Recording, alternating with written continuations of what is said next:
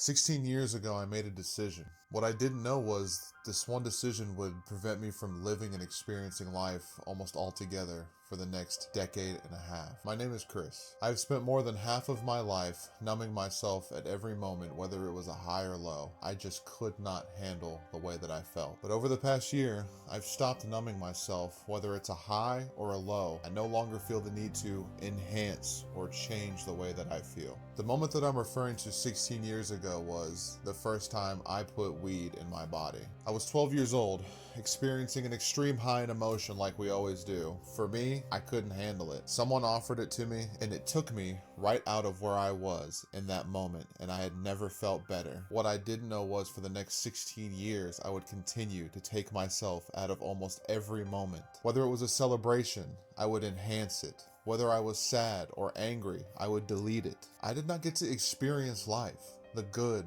the bad, all of the amazing things that come with life that we should be able to face and grow through. 16 years that I can't remember for the most part, 16 years of not getting to live, and 16 years I will never get back. But through this year that I have cleared myself through sobriety, I see what I have been missing, and something that you do not have to miss.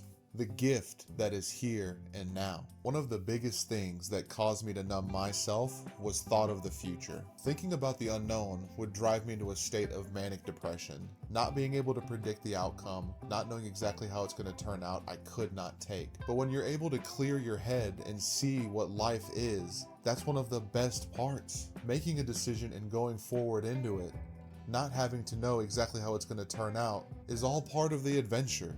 Moreover, when I decided to make a decision, I would procrastinate. I'd make a choice, try to set a plan, freak the fuck out, and then start smoking or drinking, and then procrastinate. I'll get to it later. Let me just feel good now.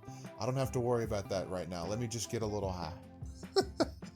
That process went on infinitely. It never stopped. And I had these little tidbits of memory lines, this jumbled mess that I thought was amazing times with my friends and unforgettable memories with my family. But when I look back at it, it's like looking at a puzzle and only having a couple pieces on the board and thinking that I have an entire picture in front of me. This fear of the unknown caused me to do anything and everything to not be right here, right now.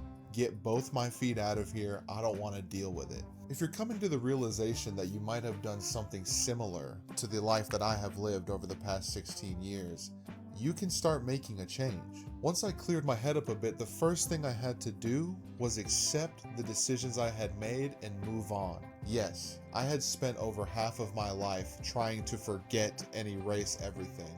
But now I have a fresh start and it's never too late. We will never get that time back, but I can make the most out of every single second going forward and make sure that it's going to be the best experiences I ever have. All that it takes to start living right here, right now is just take the first step. Whether you want to start a new career, whether you want to start a new hobby, whether you want to start a new relationship, take that first step towards it. Remember that you're always going to suck at first, and it's okay. Go into it knowing that. When I wanted to start making new relationships, the knot that would form into my chest about thinking about talking to another person, not even just another woman, another person, would always prevent me from stopping and going. Now I just say screw it. I just go out and blurt something. Hey, my name's Chris. Where are you from? Don't overthink it. That's one of the biggest mistakes we make repeatedly. And just remember, as you're taking these first steps, these second steps, and these third steps towards all these things you want to accomplish, love the journey. If you can't start loving the journey, you're going to miss the entire point of life. Once you start forgetting about the outcome, looking at what's right in front of you, you can truly begin to live. If you like this video and you're having a hard time with your willpower, you're going to love this video. It teaches you how to take control of your life on your own terms. Thanks.